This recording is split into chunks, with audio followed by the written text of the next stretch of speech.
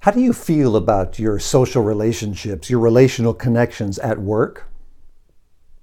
Let's say there's a 1 to 10 scale, 10 being I am completely satisfied with my relationships at work, 1, I am not satisfied at all. What number would you give yourself? The meaningfulness of your connections in the workplace. Hi, I'm Dr. Greg Nelson, and in this episode, I'm talking about how to develop more meaningful connections in the workplace. After all, we probably spend more time in the workplace than any other one location in our lives, right? So we are around people all the time. In fact, there's a 50% more collaboration these days in the workplace than there was 25 years ago. We are working in an environment where we have to be able to get along with people. And oftentimes the hiring process considers the fact of a person's people skills because they know how important it is to be able to interact well. Well, as it turns out, the most disconnected workers in the workplace who feel the least amount of belonging where they work, have a lower job satisfaction level, they have fewer promotions, they have more frequent job switching, and in 6 months' time, they are more likely to leave their current job for another one or quit completely. So the business outcome of a lack of meaningful connection in the workplace is that companies collectively are spending billions of dollars every year because of this high attrition rate. So once again, the question is, how do you feel about your relational connections in your workplace these days? I want to offer you 3 tools for how to develop more meaningful and feel more connected in your workplace. Number one of the resources that you can use is what my wife calls, who's a relationship expert, the frientimacy triangle. The frientimacy triangle describes 3 qualities and characteristics that have to be in place for a meaningful connection, a meaningful relationship to develop. These 3 you can evaluate yourself on. Positivity, how positive are your relationships? What do people experience from you? Do they experience more positivity than negativity? It's got to be a 5-to-1 ratio. Positivity. Number 2, consistency. Well, the good news about consistency is in the workplace, you have regular connection with the same group of people. And it's consistency over time that builds trust and a deeper connection. So you have it. The question is, are you consistently showing up in a way that they can trust you?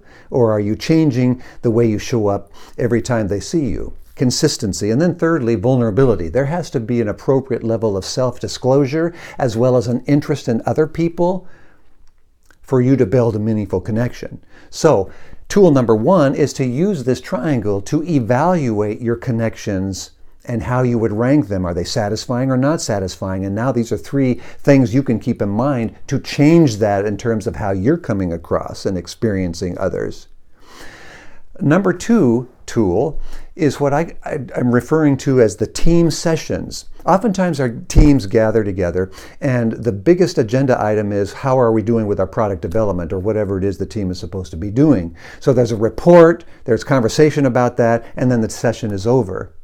I'd like to suggest that every team session needs to have at least some moment in time, whether it's the beginning or the end, where there's a facilitation of getting to know each other a little bit more. Maybe it's a sharing question, and that's why I like Gallup Strengths Finder, the tool, because we can talk about the strengths. And I often, when I'm going in and working with a team, I will say, for example, our sharing question here for the next few minutes is, tell us about your number 1 strength and tell some stories about how that strength is showing up. What's interesting is that as everybody in the circle or on the team begins to share that, they are getting to know each other more. They're getting to hear more about each other, and it's those stories that create a deeper connection. When we tell stories about ourselves, when we listen to others tell stories about themselves, the connection deepens. So I would suggest if you're a leader or even if you're not and you're a team member, make the suggestion, hey, let's take a few minutes at the beginning or at the end of our session and do a question that we share that's something about each other that we get to know more of.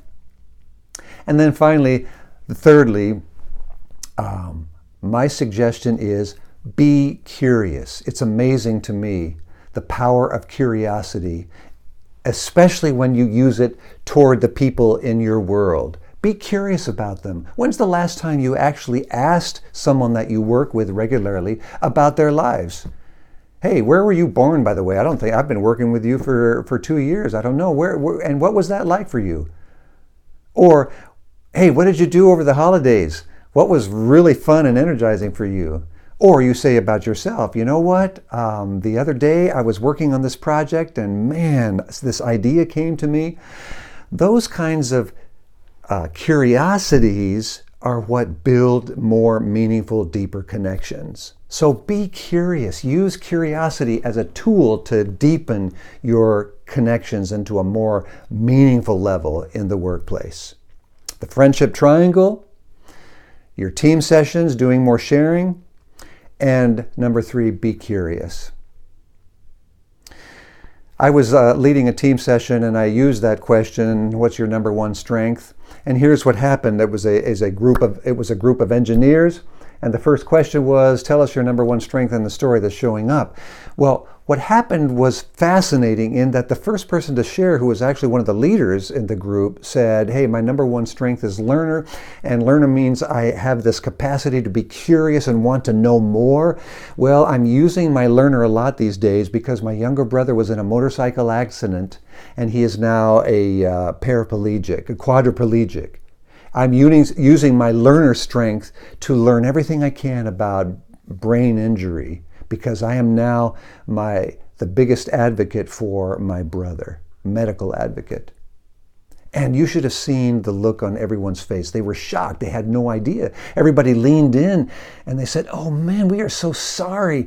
Wow, we didn't know about this. How are you doing? How are you feeling? And what can we do to help? And one by one around the circle, those individuals began to tell personal stories. And by the end of that group session, sometimes people laughed and it was a funny story. Other times it was very emotional, like this first gentleman. There was a bond that had been developed unlike anything I've seen. I walked away realizing that's the power of when we become more vulnerable, when we share stories in order to build deeper connections. So if you're feeling less than satisfied, use the friend-intimacy triangle. Talk about team sessions where you can actually share like this with each other, and even simple stories. And number 3, be curious about each other.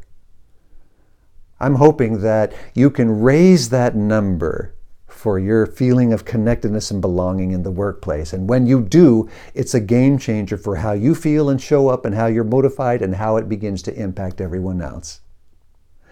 Thanks for watching this episode.